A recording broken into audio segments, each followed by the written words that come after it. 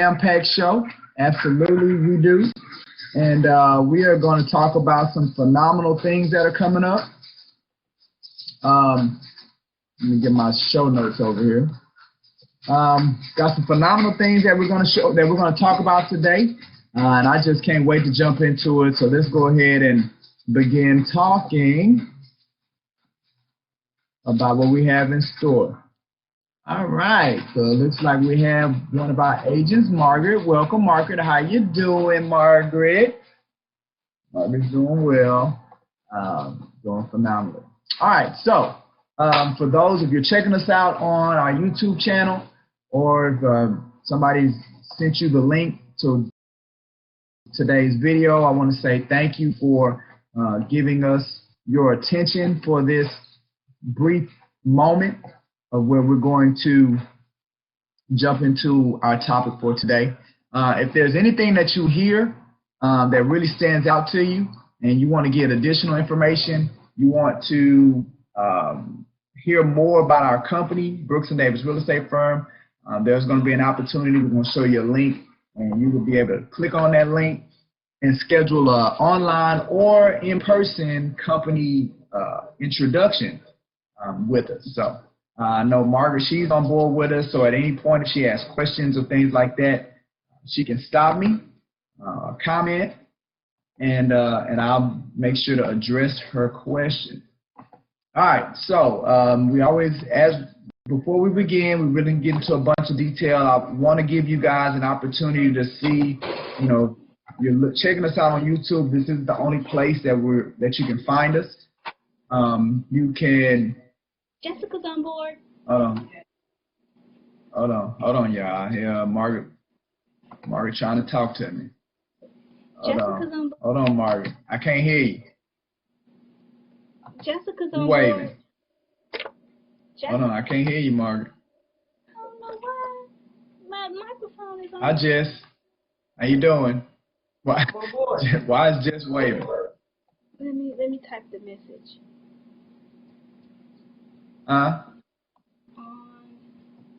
Type in the group chat.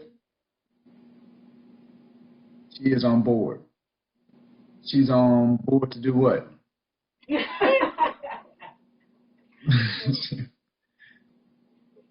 Oh, does it count for her to get a CE credit? Is that what she's saying? Oh, okay. Yeah, I'm pretty sure it can count. Can I see her? She can't be working. Is she working? What is she doing? I can't be working. Let me out the way. Let me see. Okay, She got to sit at the screen. She can't keep working in the background trying to get that CE credit. Okay. She got to sit at the computer with you. She gonna sit next to you. You gonna sit next to her, Jess? No. I'm saying, you know you ain't gonna be paying attention. You ain't gonna be no part of paying attention. You over there getting that work in. Why can't you hear me? You know, Jess, you know I know you will see. Stop playing. All right, so let me jump back in. Okay, let's see. All right, yeah, so social media. Yeah, I was able to see some of the life of Brooks & Davis real estate joy and fun that we have. But you can subscribe to us, like I said, on our YouTube page. We're on Facebook, Instagram, Twitter. You know, those are the areas that we can go to get credit. Now, I want to follow us. We send out great content at least a couple of times a week, so I highly encourage you to follow us. If there's anything that stands out to you that you hear, and you, like I said, you want an opportunity to where you want to get more information about it, then I highly encourage you to go to that link, schedule online or in-person company introduction, and we can make sure that we set that up for you. So I'd love to talk to you about that. And what we were talking about earlier is interesting that you all were able to take part in that conversation, is because our agents are able to get an hour of continuing education credit every week when we do these Create Your New Life real estate training and coachings. I'm sorry, business meeting and coachings. So just these 4 guidelines that have to be met. Student must be logged in, must show identification, must be able to see your face the entire time, Jessica, and student must stay online the entire time. So you accomplish those 4 things, and they qualify for that hour of CE credit. All right, so with that being said, today we're going to be talking about, from our series, Never Split the Difference. Remember, we're going through this book, our next 10-part series. It's written by Chris Voss. It's a negotiating book. I say it's like negotiations on steroids. So today in episode 129, we're going to be talking about another psychological tactic, or a couple of more psychological tactics and strategies when speaking with someone and when working with someone in a negotiation. We're also going to talk about one of our values at Brooks & Davis Real Estate Firm when it comes to learning and improving, as well as look at one of our resources that allows our agent members to never feel like they're on their own.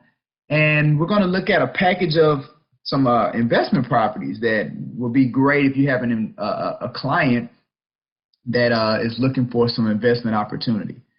So that's what we got going on today. Now, the quote that I had talks about trust, because one of the techniques that we're going to be talking about today really is about building and creating a level of trust in your counterpart.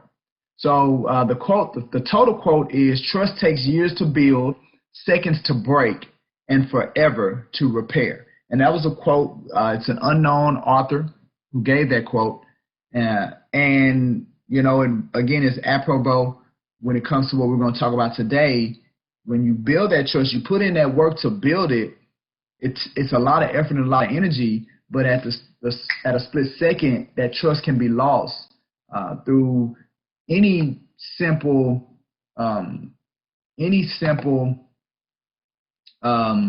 act. So that's why you want to be careful when you build trust and you start doing things and utilizing techniques that build trust. When you start doing those things, that you also want to make sure that you protect that level of trust. Okay. With that being said, let's go ahead and jump into our moment in core. And today we're going to look at one of our 5 values. The one we're going to look at today is value number 4. Now, again, our core ideology, which is the fabric that Brooks & Davis is built on, consists of a core purpose, a core goal, a core mission, and 5 core values. So the one that we're going to talk about today is our value of continually learning, improving, and operating in the most productive manner. It's interesting. I had a conversation today with an individual, and one of the things that they said was, they've tapped out, like they've done everything that they could do to try to achieve the results that they wanted. When in reality, how can you, if the result is the goal, and if you haven't reached it, then how can you say that you've done everything that you can do, right? If you did everything that you could do, but you still hadn't received the result that you're looking for, then I guess at that point you only have one option, which is to quit, right? But we're not quitters, so you always have to be thinking that if I haven't achieved my result, my intended upon result, if I haven't accomplished it, then there must be some room for growth. Or maybe I can learn, there's something left that I need to learn. There's something left that I need to improve upon. There's some other way that I need to operate or perform if I haven't got the result. Like the result has to be the thing that determines if you have anything left in the tank, right? So especially if we're going into this session, right? When we did our 10-part series, I highly encourage you to go back and look at our 10-part series on the book Shift, because I believe I'm seeing the makings and the ingredients of another recession. So when that happens and you get into a tough real estate market, you can absolutely not rest on your laurels of thinking you've done everything that you can do. I mean, it's kind of like you've given up, and there's no room for that in success.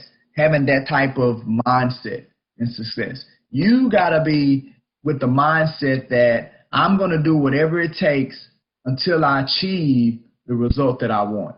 That has to be the mindset that you take into it. So for us, one of our values is all about continuing to learn, continuing to improve, and continuing operating in the most productive manner. That means without ceasing. That means it never stops.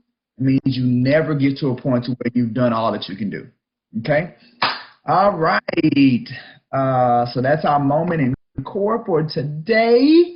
Let's jump in, look at some production numbers. Boom! Let's see what we have. So we had a couple of new transactions that were added to the board. So congratulations, Ms. Stubblefield. Congratulations, Connie. Connie's first transaction, extremely proud and excited for. So way to go, Connie. She's got on the board. She's one of our newcomers. And as far as our top three, even with her getting on the board, look, she made it into the top three with her very first deal. How awesome is that? Congratulations, Connie. And then we also want to congratulate Chica and Margaret, as well as Connie, for being on the top three. So congratulations, Margaret. Keep it cranking. Let's go. And congratulations to Chica as well. Want to do a shout out to Octavia Shepard Stewart, one of our newest agents. She came on as one of our commission split agents, as well as a shout out to Ms. Merle Davis, who signed on with us last week as well. So welcome, ladies. Excited about what the future has for you and what you can bring to the table as far as Brooks and Davis, and what Brooks and Davis can bring to the table as far as you, making it a reciprocal, symbiotic relationship to where we help one another achieve goals and desires that we're looking to achieve. So excited to have you all to be a part of the family, and very hopeful for what's in store for you both in the future. So congratulations, ladies. Welcome to the team. All right. During our new listing showcase, I wanted to highlight one of the listings that we have. One of the most recent listings is actually a very interesting listing. We'll say that, an exciting listing. We had a client. We had actually worked together. Margaret had worked with this particular client, was referred, and there was some condominium on the south side of Houston, right? And it wasn't the best part of the neighborhood of Margaret. They weren't the best kind of units. But Margaret, again, taking that winner's attitude, right? That look, unless it's sold, there's stuff left to be done. Like Margaret could have threw her hands up and been like, man, I done did everything I can do. This thing won't sell, right? She could have got caught up in the excuses, but she didn't. She fought through it, and she got the condo sold. A little $30,000, $25,000 condo, got it sold. But guess what? That condominium and her selling that condominium not only got another one, right? Oh, you sold, right, that's what I'm saying, but you're selling that first one, right? That first one got the second one, right? As well as this package that I'm about to present.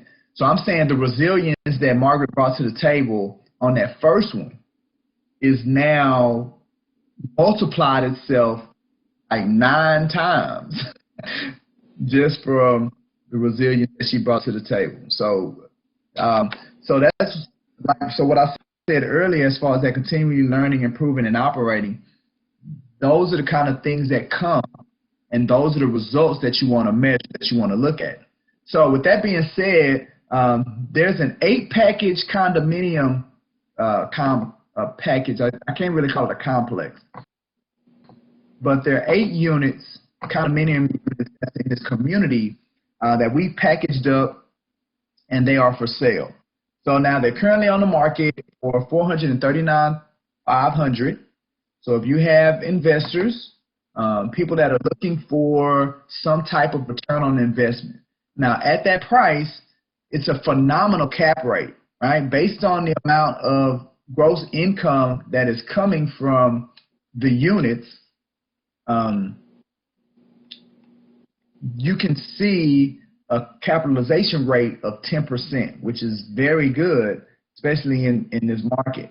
There are long-term tenants that are paying about $650 a month, and they're not really looking to move. But, you know, being able to see between the gross income, the $72,000, and your operating expenses, that's how we're able to calculate the capitalization rate or your net operating income rate, which provides that 10%, right? Again, it's 8 units, 7 2-bedroom, 2-bath units, 1 3-bedroom, 2-bath unit. Again, all occupied, large. They're in Southeast Houston, 8 condominiums, phenomenal return on investment. We've been getting so much attention.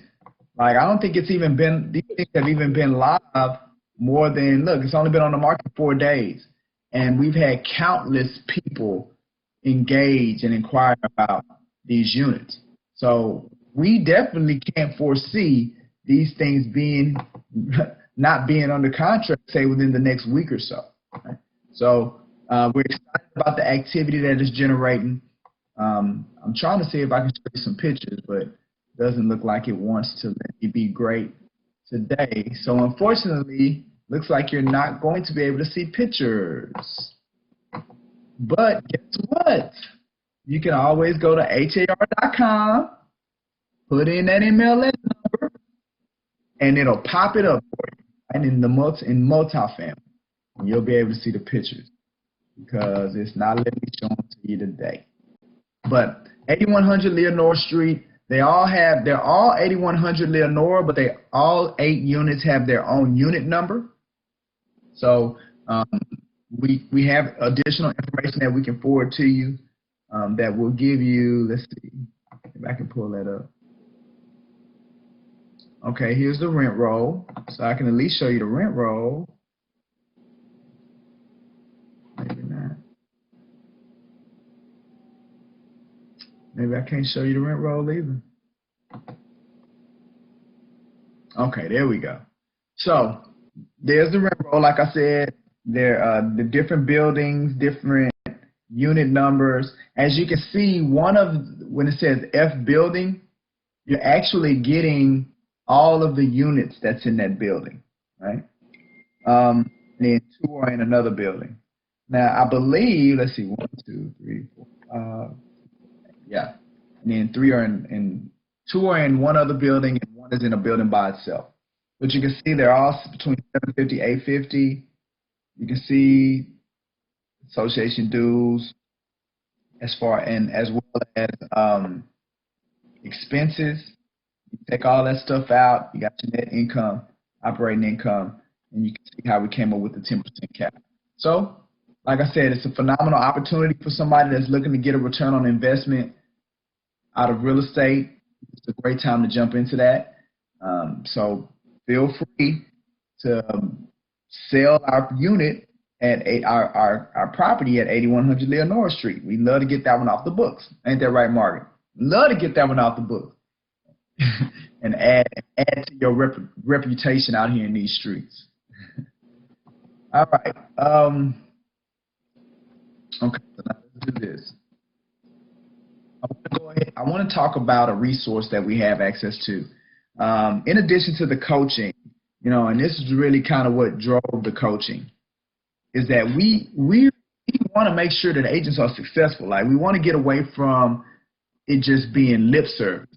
And, don't get me wrong, like, I get it. Like, the bells and whistles, the shiny things, agents are going to these brokerage firms, and because something's nice looking, because it's shiny. They're not really concerned about the substance or the value that they're able to receive. And in the brokerage firms, to counterbalance that, is they're not really focusing on bringing value to the marketplace. They're focused on how pretty can I make my brokerage firm? How nice can I make it? Well, the reality is that there's not sustainability when it comes to that business model. That's why you have it's a revolving door, not just in our industry, but just amongst the brokers. Like, agents leave, agents come, agents leave, agents come. Like, there's no level of, I guess, longevity in or it being a long-term solution, long-term relationship. So I understand that. Get that 100%. We've just made the decision to put our energies, our mental energies, our time energies and resources. We've just made that commitment to put it in the value that we bring, the substance that we can come up with. Utilize our innovation and our creativity to bring programming to our agents, to put them in a position to where it's not that we're trying to convince you that you're going to be successful. It's a proven success, a proven environment, an empowering environment that will lead to your growth and lead to you being able to realize the success that you want.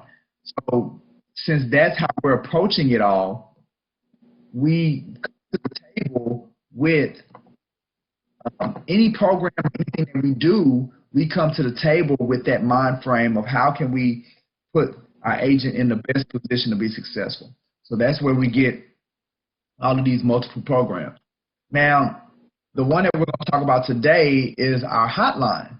So, you know, one of the things that I really feel this business drastically needs, especially for new agents, is a place that they can call when they have questions. Now, ideally, you would think that, or you would think it's a no-brainer that a brand new agent would be able to call her broker, get the broker on the phone to answer a question, get a question answered. But my 16 years of being in this business, I know that that's not the case. So since that's not the case, and we're always looking for gaps that we could fill as a brokerage firm, this was a gap that we determined that we could fill when it came to what differentiates us from other companies. Now we know we got a home run with our coaching program, so we know that 100% separates us. But here's another one that we feel really separates us is the ability of our agents to be able to access somebody to get their questions answered. Between the hours of 10 a.m. and 10 p.m., our agents can call that hotline number, and somebody's going to answer the phone. Not some of the time, not most of the time, all of the time. So, you know, we want to create somewhat like a hotline or a call center, right? And as we begin to scale up, we absolutely want to scale this resource up as well. So when we go from 43 agents, I think we're at 43 now, from 43 agents to 400 agents to 4,000 agents, we still want those agents that are part of Brooks & Davis to have the ability to where no matter where they are in the country, no matter where they are on a deal, that they could reach out to somebody, reach out to a number, and get someone to pick the phone up, right? So this is one of those programs, like, as the company grows, we feel like it's detrimental that this program grows as well. Because guess what? Yes, all of my agents have my cell phone number. But yeah, so with 40 agents, that's doable. But with 400, that's not doable. This would have to be duplicated. Me answering the phone when you call. My agent's calling me. I answer it. Well, that would have to be duplicated if we're going to scale this thing up to the capacity that we want to scale it up to. So that's why we're starting now putting measures in place that we can scale up from, and that's why we created our hotline, and our agents have access to it. And it's another one of those programs that I'm extremely excited about, So definitely want to share that number with you. I know we showed the number all online, so I bet now agents, when they see this, they're going to be trying to call our hotline number and try to sneak in some information. But no, we know how to deal with that. You got to have a SAM number. You got to get your SAM number, and the only people that get SAM numbers, which stands for Special Agent Member, are Brooks & Davis agents. So, boom. You can't just be calling us if y'all not a Brooks & Davis agent and trying to get our good information. It's only and resources, baby. So that's how we work with that. All right. With that being said, now it's all about the training. Unless Margaret, you got something you need some coaching you want to do? You got any comments? Anything? No, Margaret's good. Can you hear me? Margaret says no. And you know what, Margaret? I think I know why I couldn't hear you before, because It's always operator error. Volume. All right, can you say something? Hello. Hello. There you go. Hello. Hello. Yep, I couldn't hear you. So when you was trying to talk earlier with Jess, and I was like, what? It's because I didn't turn my speakers up. You know, I always do that. Come on, Michael G. Davis, get it together. Get it together, brother. All righty. All right, perfect. So we're jumping back into our split the difference. We're in chapter 3. Again, I encourage you, get the book, read the book. Like that. It's a life-altering read. Like if you take this book and you study it to the extent that I'm having to do and I'm having to study it, the principles and the tactics that's inside of the book will be life-altering for your business. I promise you. As you become a better negotiator, let me not say better, as you become a more effective negotiator. See, we got to get to the point of measuring effectiveness. You got to get away from this ambiguity of just being satisfied with the lip service. Like, you got to be able to prove it. You got to be able to measure that thing, right? Are you accomplishing what you set out to accomplish? And if you're not, you got to do something about it. And if you are, how can you enhance upon it? But don't lie to yourself. And there's a lot of people out here lying to themselves about the results that they're receiving, and it's because they don't want to own it. They don't want to take ownership for what they're not doing, or where their weaknesses are, or where their inadequacies or incompetencies are. But if you're going to get better and you're going to grow, you got to look that monster in the face and say, I got to do better. So I want the entire industry to make that shift, because we have a lot of that going on in the industry. Now, again, Never Split the Difference by Chris Voss is the book that we're going through. And today we're looking at chapter number 3. So chapter number 3 talks about a technique that he introduces. He introduces is called tactical empathy and labeling. So today we're going to talk about how to use those tactics and how to use them to where you can create trust through utilizing those tactics. Okay? So now, he starts off chapter 3 talking about how the emotions, you know, one of the ways that they approach negotiation prior to Chris, so this is like the early, or I would say mid to late 80s, they were approaching it from a standpoint of there's no room for emotions in negotiation. When in reality, as human beings, emotions are a part of us, period, right? So it's not a matter of eliminating emotions or separating emotions. It's about understanding and managing emotions. Well, I don't know about you, Margaret, but when I went to school, nobody took me and taught me how to manage my emotions.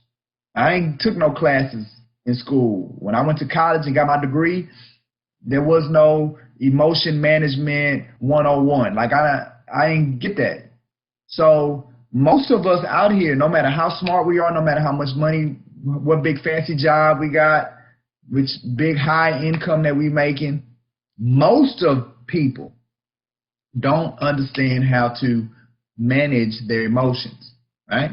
So what Chris was saying, instead of eliminating emotions out of the equation, and if we now understand that, how do we use the emotions of the human to help influence people in the direction that we want them to go, that we need them to go, right? So Chris talks about we're not denying or ignoring the emotions, that we're looking to identify and we're looking to influence the emotions, right? And a lot of times the way that we do that is a technique that he calls labeling. What that means is that you label the emotion. In essence, you repeat to them, it seems like you're angry, or it seems like you're sad, or I think that you're frustrating, or maybe you were shameful. Like, the experienced negotiator is going to try to identify what emotion is beginning to presented by whatever conversations that are being had, right? And as it's labeled, see, once the emotion is labeled, then it becomes real. And once it becomes real, then you can do something about it. But until you label it and until it becomes real, then there is nothing that you can do about it, right? So emotion is a tool. It's not an obstacle. A lot of people see them as obstacles, but it's a tool that can be used and leveraged. Now, Chris calls this emotional intelligence. I love that word. See, a lot of us need to become smarter, more intelligent as it relates to emotions. So emotional intelligence. And it says that it demands opening up your senses, talking less and listening more. And we talked about that last session, how important the ability to listen is, how important of a skill that is to effective negotiators. Being able to sit down, turn off your voice in your head, your brain, and focus 100% on listening and doing self-discovery with your counterpart. So that another reason why that's so profound is because it's what's needed to be able to identify the emotions of your counterpart and be able to label them to where you can use those emotions as a tool, right? So listening and being quiet, right? So the term, when everything that we're talking about, using emotional intelligence, labeling the emotions, utilizing emotions as a tool, a level of influence, a level to build trust, all of that is called tactical empathy. That's what Chris calls it, right? That tactical empathy, what you're trying to do is that you're trying to get into their world. You're trying to experience it. You're trying to see it from their viewpoint. And then as you see it from their viewpoint, you begin to try to feel what they're feeling, right? Well, instead of you taking on their pain, you don't have to do that to empathize, right? All you have to do is understand where they're coming from, right? And that's what labeling does. It helps you better understand what's going on, right? Chris says there's nothing more frustrating or disruptive to a negotiation than to get the feeling that you're talking to someone who is not listening to you. And I can agree with that wholeheartedly. That is frustrating when you feel like you're talking to somebody and they're not paying attention, they're not listening to you, and you're not going anywhere with the conversation. It's a very bad feeling. So you don't want to put your counterpoints in that feeling. Or what you can say to that is the counterintuitive opinion about it, or statement. We'll say the counterintuitive statement as it relates to that is, if that's very frustrating and disruptive to feel like you're not getting listened to, can you imagine the opposite of those feelings when you feel like you are getting listened to, right? The euphoria that comes from you having a conversation with someone and you're confident that they're hearing you and that they're understanding what you're saying, right? It brings the reverse of those feelings, right? So you definitely don't want to ignore the other person's side of things. It just makes the situation very, very frustrating. And you don't want your counterpart to be in that type of state because you won't be able to get nothing done. See, negotiation is not about winning, right? That's another one of those things that we got to get out of our mind. Negotiation is about getting something accomplished that needs to be accomplished, being able to get it accomplished, right? There is no winning or losing in negotiation. It's about getting something accomplished that needs to be accomplished, okay? So Chris, when he talks about tactical empathy and he defines it in the book, he says that empathy is the ability to recognize the perspective of a counterpart and the vocalization of that recognition, right? So what he's saying is that the skill of empathy is not only just being able to identify the perspective of who you're talking to, but is also the ability to, as you identify it, be able to articulate it in a certain way to where they're confident that you get them, right? There's a level of connection that's created. Matter of fact, these techniques I actually had to use this weekend with one of my kids.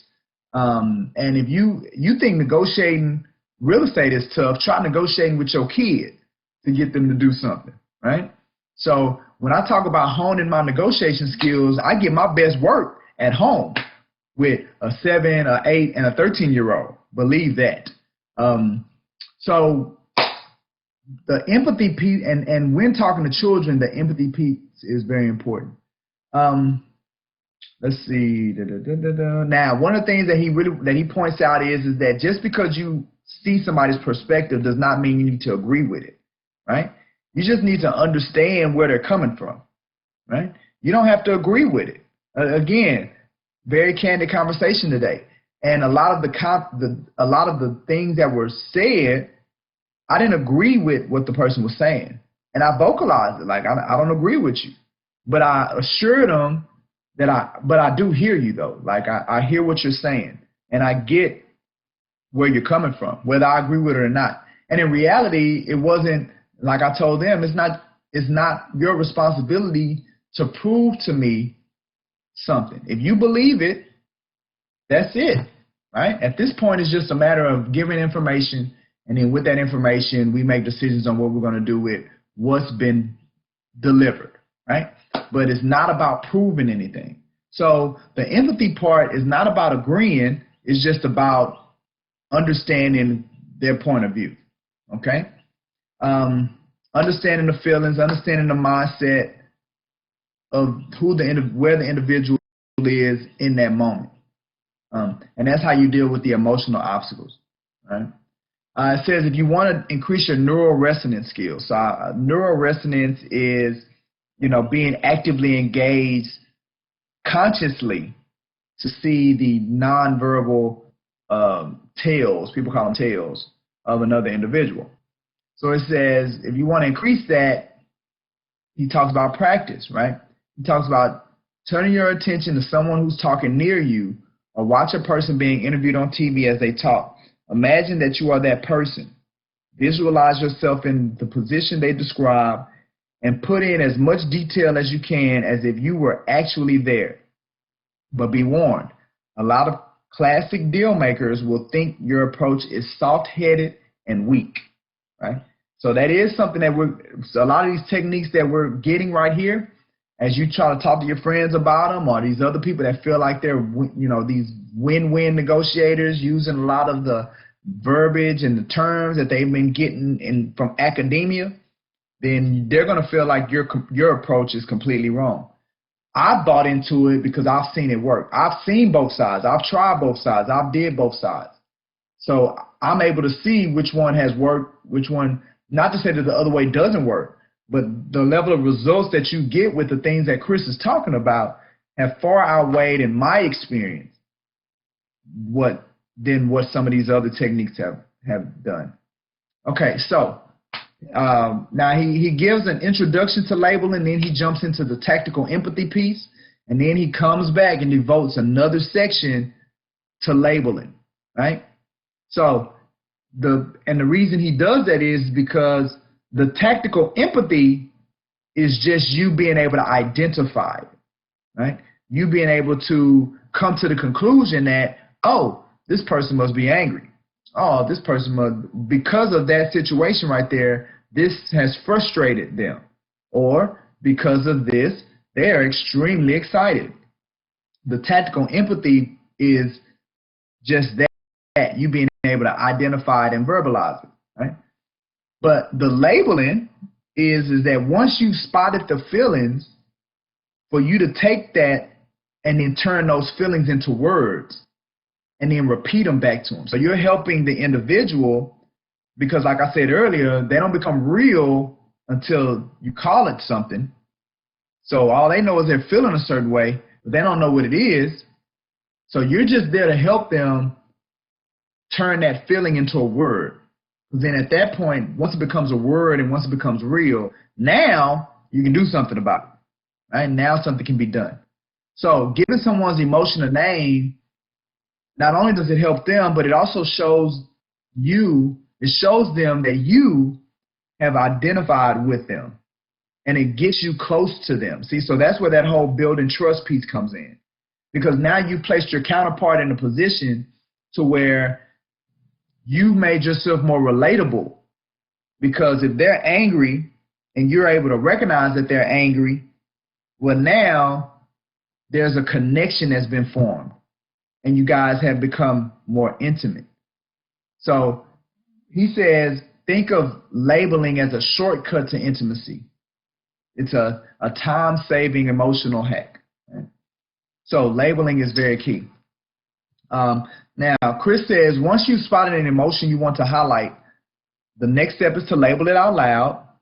And he says that labels can be phrased as statements or questions. The only difference is whether you end the sentence with a downward or upward inflection. But no matter how they end, labels almost always begin with roughly the same words. It seems like, right? It seems like you're angry. Or it seems like you're angry. That's a statement. It seems like you're angry. That's a question, right? It looks like you're sad. That's a statement. It looks like you're sad. That's a question. I mean, the other one was a statement, right? It sounds like, right? He says, try to refrain from saying, I'm hearing that you're angry. I'm hearing that you're frustrated. And he says, because the I pronoun, right? So now we're going to get into some semantics. That the I pronoun, it says that you're more interested in yourself than the other person. So you want to be careful when you say it. So you don't want to say, I think you're angry, or I feel, or I am. No, don't say I, just say it, right? So then it allows them to not put their defenses up, okay? Now, so the last rule of labeling is silence. Once you've thrown out a label, he says, be quiet and listen. So once you've said it, it seems like you're frustrated. Boom, silence. Give them opportunity to respond. Let the label work. Put the label to work. Right? So he says that's the last rule to labeling. All right, so another thing that you're going to deal with when it comes to negotiating is the emotion of anger, right? And the emotion of frustration, and a host of other negative emotions that can be released during a negotiation, right?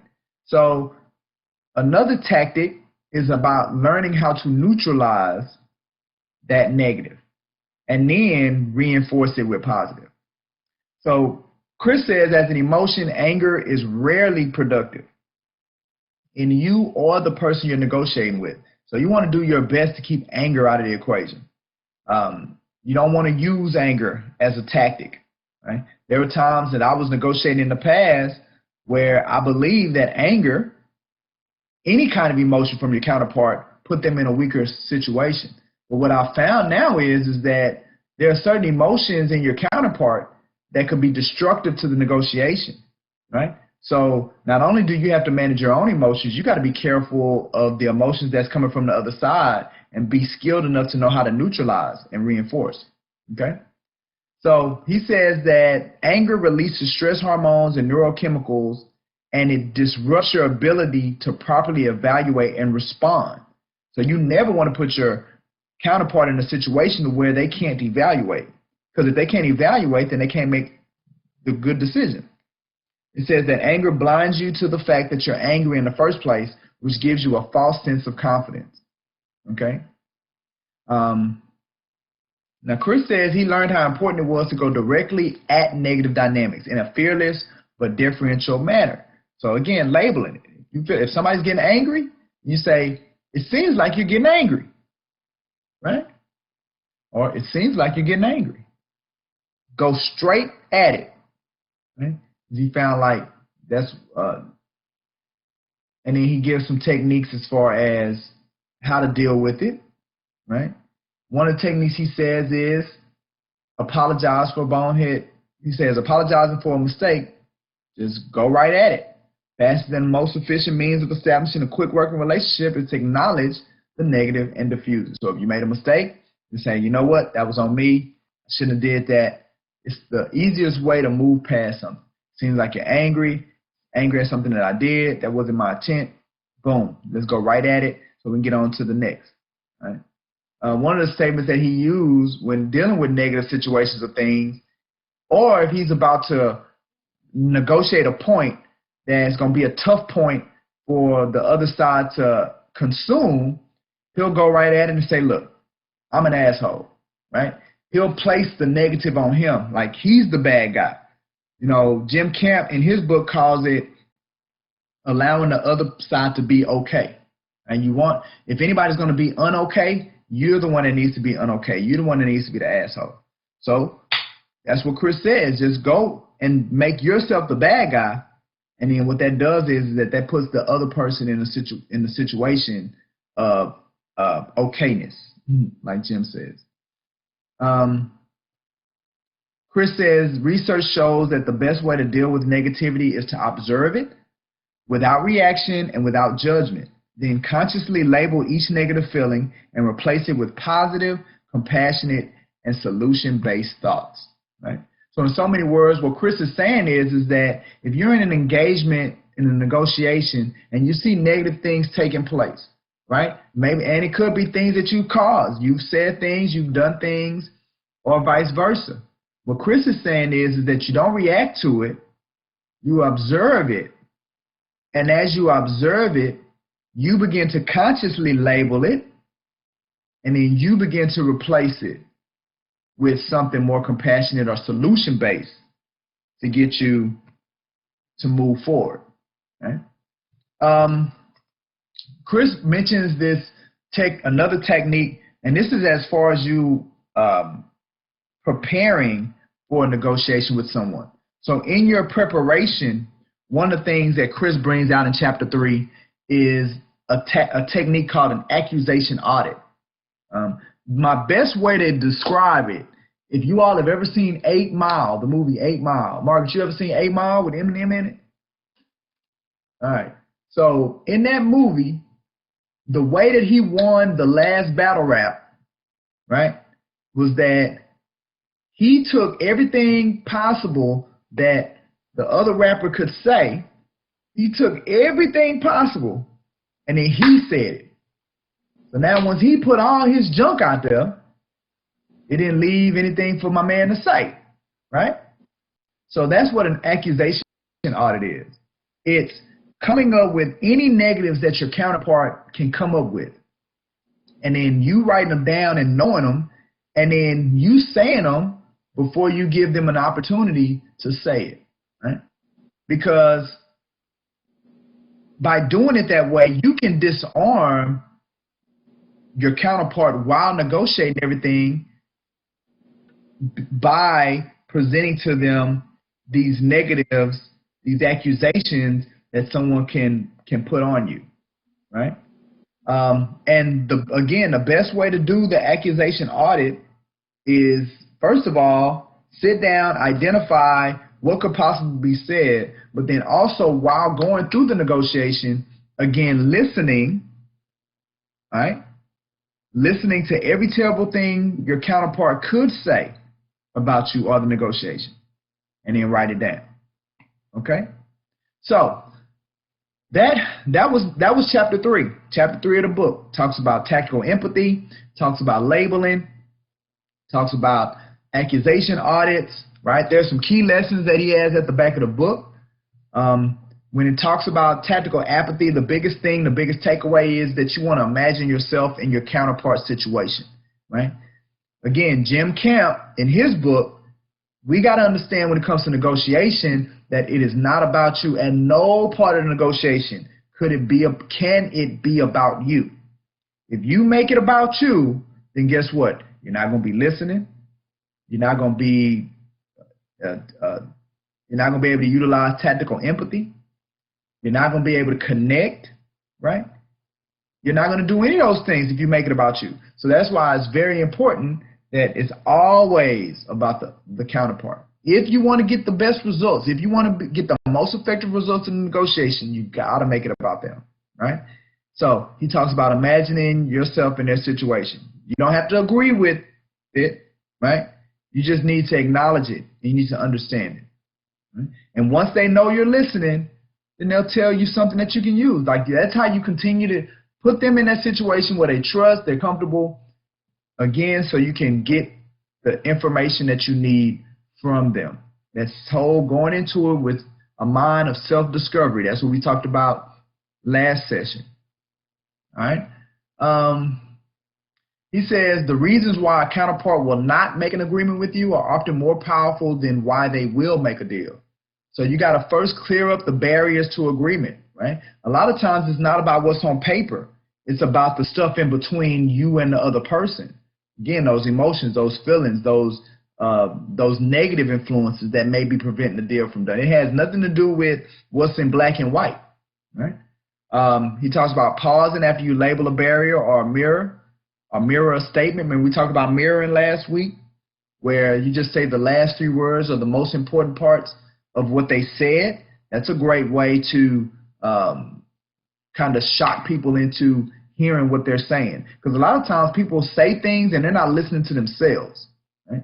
So that's the mirror also is a great thing to do. And then he talks about the accusation audit. List the worst things that the other party could say about you and say them before the other person can, right? Remember, think Eminem, last rap battle. What's the worst things that they can say about you? You say it before they say it. And performing an accusation audit in advance prepares you to head off negative dynamics before they take root. And because these accusations often sound exaggerated when said aloud, speaking them will encourage the other person to claim that quite the opposite is true, right? That they're exaggerated. All right. And then the last thing is, remember, in a negotiation, you're dealing with a person. You're dealing with a human being, and all human beings, including you, including me, we just want to be appreciated and we want to be understood. So that's what labels do. They reinforce and they encourage positive perceptions, positive dynamics, keep everybody in the right state, keep the atmosphere the right that it needs to be, so we can move towards accomplishing something, which is ultimately the goal of any negotiation. All right. So with that being said, that's all I have for today. Margaret, you got anything? I have nothing. I said it again, I hear you. I have nothing. Well, I think I muted you. You say you have nothing? All right, I want to hear about. No, you're not muted. Maybe you muted yourself. I can't hear you now. It's lit up. I can't hear you. I wanted you to talk. I wanted you to tell us how you felt about today's session, but I can't hear you. I could hear you earlier. It's lit up. What's lit up? Your light? Let me see. All right, go ahead, Margaret. Say something. Something? Boom, I can hear you now. Something. I can hear you. Just ain't right. That's an old school song. That's me dealing with old people again. Yep, dealing with old people, absolutely. But Margaret, so how did you feel about today's session? Okay, so I felt that I need to put some of those things on flashcards to study. Okay. So I'm like, oh, that's good. I agree. I need to be I think that'd be my memories. Got to internalize that thing, right? Right. So yeah, so Yeah, I think the tactics are good. all right, awesome. Now, again, like I said earlier, I would encourage you to get the book. Yeah. That book right there. Read that. Never split the difference. Read that book. Study that book.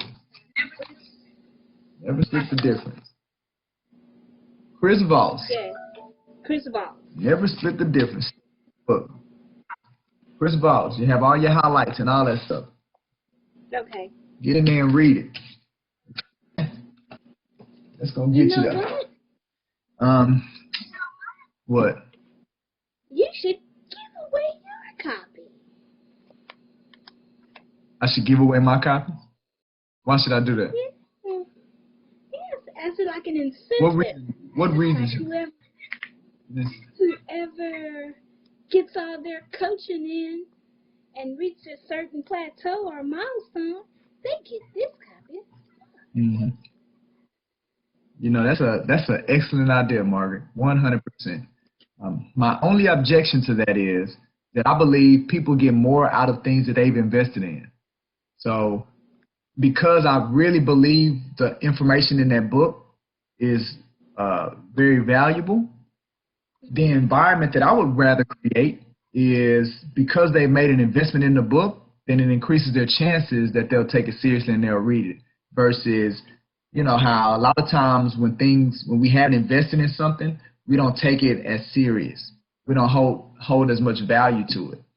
So I don't have a problem with giving stuff away, but maybe not things that are as important as the Never Split the Difference book. Okay. You asked what I thought. Say what? Say what? Tomato, tomato. Yeah. But like we talked about earlier today, you may not have to agree with me, but just understand what I'm saying. And I'll understand what you're saying. And acknowledge that I'm listening to you. Yeah. You just don't agree with it. Just don't agree with it. And the great thing about us, the great thing about society is that we have the freedom to not agree. We don't have to. And I love this statement. It says, you know, as a society, we have to learn how to disagree, but not become disagreeable. Have you ever heard that statement before? He says that a lot. Yes. He says that a lot. Absolutely, yes. And I agree with it. I definitely agree with that. Right? Okay. You got to learn to disagree and not become disagreeable. Absolutely. Absolutely. All right. Well, that's all I have. You got anything else, Margaret? Everybody wash those hands. Got that Rona. Your hands may be getting dry, but I have a remedy for that. You can't do no commercial. I don't mind. No, you got to pay for sponsors. So you got to pay. You got to become a sponsor, girl. All right, awesome. All right, let me wrap this thing up. Thank you for being on board today, Margaret. I trust that you got something out of today. Yeah. All righty, so let's see. Before we shut it down, real briefly, I always like to end with showing, just like Margaret, she's earned her 1 hour of CE credit today. So, you know, our agents are able to gain an hour of CE elective credit every time that they log on to the Create Your New Life. So Margaret will receive hers today. Just by doing these 4 simple things, they'll be able to get that credit.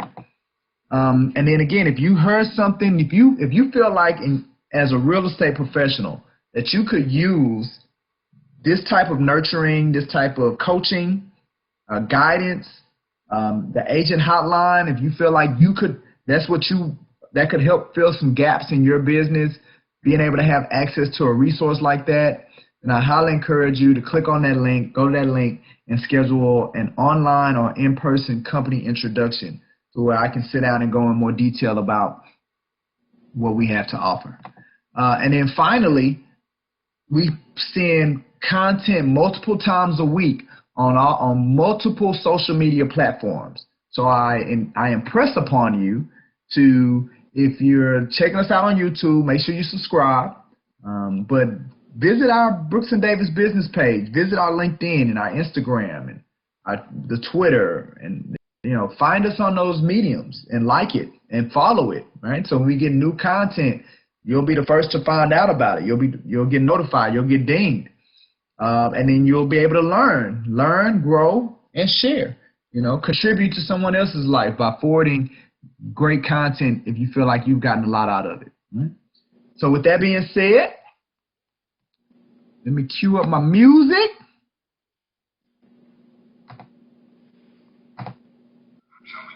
Boom! We are out of here. We got another one in the book. Brooks and Davis Real Estate Firm. Create Your New Life. Business meeting and coaching session.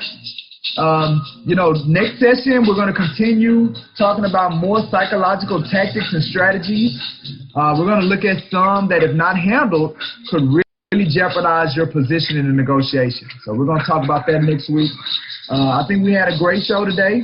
We looked at, we continued our conversation when it came to shift. We looked at an 8-package condo. So if you got a buyer that's looking for some investment property, boom, send them our way, right? We talked about how important it is to never stop learning, never stop growing, and I exposed you guys to a phenomenal resource in our agent hotline. If you like what I had to say, go to that link, schedule your online or in-person appointment, company introduction with yours truly, Michael G. Davis, CEO, broker, Brooks & Davis Real Estate Firm, coach. Look forward to coaching you into the cosmos. It's time to take off, baby. Have a great one.